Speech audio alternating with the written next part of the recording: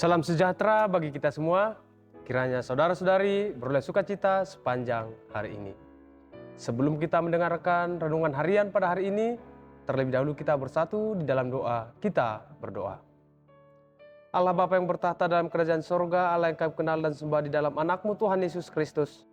Terima kasih Tuhan untuk hari yang indah ini. Kami boleh menikmati anugerah dan berkat-berkat-Mu. Sebelum kami mengawali segala aktivitas kami sepanjang hari ini, kami mau bersekutu dengan firman-Mu, kiranya terangi hati dan pikiran kami, agar kami mampu melakukan firman-Mu dan menghidupinya di dalam kehidupan kami. Dalam Kristus Yesus kami berdoa dan mengucap syukur. Amin. Saudara-saudara yang terkasih dalam Tuhan Yesus Kristus, renungan harian pada hari ini Jumat 3 Mei 2024, tertulis dalam Imamat 19 ayat 2. Demikian bunyinya, saya akan bacakan untuk kita semua. Berbicaralah kepada segenap umat Israel dan katakan kepada mereka, hendaklah kamu kudus sebab aku Tuhan Allahmu kudus. Demikian pembacaan firman Tuhan. Saudara-saudara yang terkasih dalam Tuhan Yesus Kristus, pada umumnya sekolah atau kampus-kampus yang sangat bermutu akan memiliki aturan dan peraturan yang sangat ketat. Syarat masuk dan syarat kelulusannya juga pasti sangat berat dan susah. Oleh karena itu tidak mengherankan orang-orang yang sekolah atau kuliah di kampus-kampus yang terbaik itu memiliki kemampuan di atas rata-rata. Karena memang itu tuntutan dari sekolah atau kampus yang memiliki keunggulan yang sangat bagus. Syarat dan kelulusannya juga pasti sangat berat dan ketat. Ini mau menunjukkan tentang kualitas dan mutu dari sekolah atau kampus tersebut kepada publik. Orang yang sekolah atau kuliah di tempat-tempat yang seperti itu adalah orang-orang yang hebat, cerdas, dan tentu pintar. Saudara-saudara yang terkasih dalam Tuhan Yesus Kristus, orang percaya merupakan orang-orang pilihan dan Yesus sendiri yang memilih kita. Sebagai orang pilihan, tentu dituntut dari kita kualitas iman yang wahid, yang luar biasa. Apa tuntutan Tuhan? Salah satu tuntutan Tuhan dari kita sebagai orang-orang pilihannya adalah dalam renungan pagi ini dikatakan, hendaklah kamu kudus sebab aku Tuhan Allahmu kudus. Barangkali tuntutan ini sangat berat dan sulit. Barangkali kita bertanya, apa enggak berlebihan tuntutan Tuhan ini? Setiap orang dituntut untuk hidup kudus. Bahkan hidup kudus itu bukan pada waktu tertentu saja atau di tempat-tempat tertentu saja. Tetapi dimanapun dan kapanpun setiap orang percaya dituntut untuk hidup kudus. Mengapa tuntutan Tuhan ini begitu susah dan sulit? Memang tuntutan ini nggak bisa ditawar-tawar. Sudah clear, harganya sudah pas dan sudah pasti, yaitu hidup kudus. Saudara-saudara yang terkasih dalam Tuhan Yesus Kristus, dalam konteks panggilan dan pemilihan bangsa Israel sebagai bangsa pilihan Tuhan, hal ini memang sangat penting.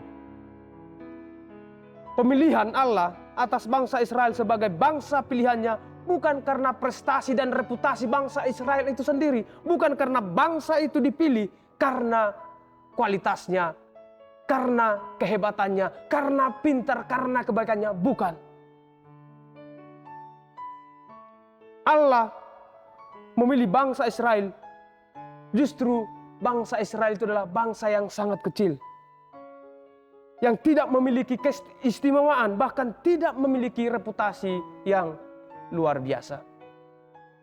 Lantas, mengapa Allah memilih menjatuhkan pilihannya kepada bangsa Israel?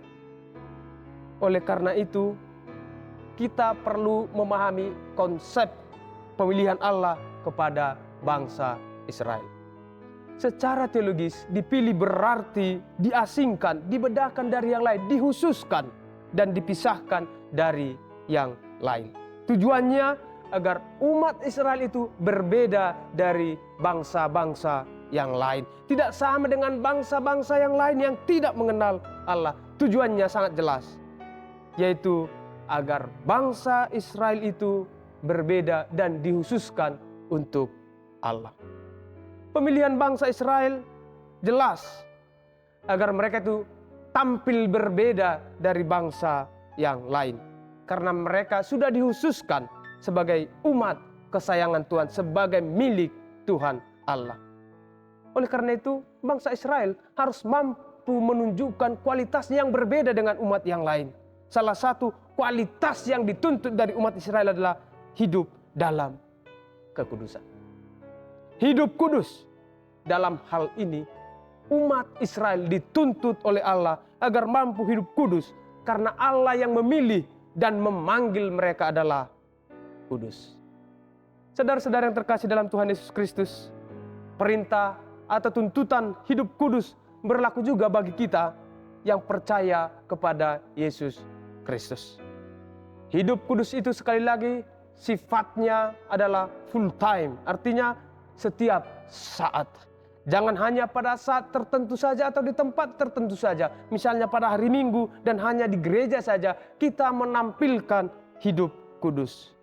Tetapi kapan dan dimanapun setiap orang percaya dituntut untuk mampu menampilkan hidup yang kudus. Menjaga perilaku agar tidak tercemar atau mencemarkan dirinya.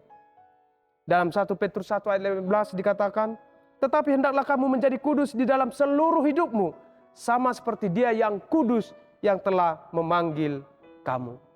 Saudara-saudariku, dalam seluruh hidup kita harus kudus karena Allah yang kita sembah adalah Allah yang kudus, yang tidak mentolerir sedikit pun dosa dan kesalahan. Kita ditebus dengan darahnya yang mahal. Kita ini telah menjadi miliknya. Maka standar hidup orang yang telah dipilih dan telah dipanggilnya adalah kudus. Menjadi kudus. Tidak mencemarkan hidup kita dengan perbuatan-perbuatan yang melawan kehendaknya. Saudaraku, standarnya memang sulit dan sangat tinggi. Dan hal itu adalah wajar. Karena kita adalah orang-orang pilihan dan milik Tuhan. Karena itu, standar yang harus kita miliki itu sangat tinggi dan luar biasa. Tuhan menetapkan standar yang tinggi bagi orang percaya agar orang lain juga menghargai kita. Tidak melecehkan dan menganggap kita sepele. Ingatlah saudara-saudariku, barang yang mahal itu harganya pasti sangat mahal. Barang yang berkualitas itu harganya pasti tidak main-main. Kita adalah orang pilihan Allah, maka kita harus menunjukkan kualitas hidup yang wahid. Dalam istilah anak milenial sekarang, bahwa kita ini bukanlah kaleng-kaleng. Orang percaya itu bukan kaleng-kaleng. Kita ini adalah berlian. Kita ini sangat berkualitas dan bermutu. Maka itu harus kita tampilkan dalam kehidupan kita setiap saat.